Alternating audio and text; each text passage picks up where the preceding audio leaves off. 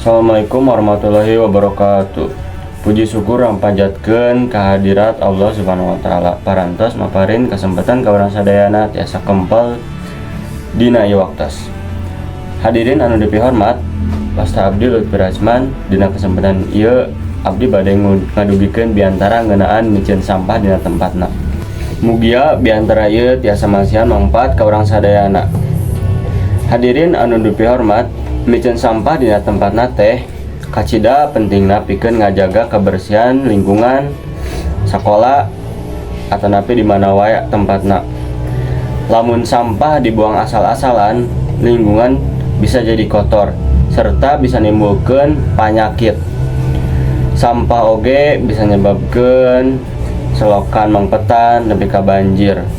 Kusabab kitu, urang sadayana kudu ngabiasakeun micieun sampah dina tempatna teh. Dimimitian ti urang sorangan.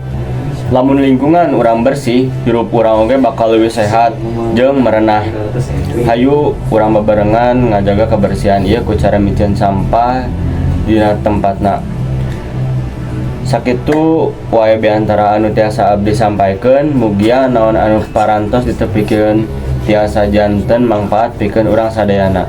Hatur nuhun kaparatosanana. Wassalamualaikum warahmatullahi wabarakatuh.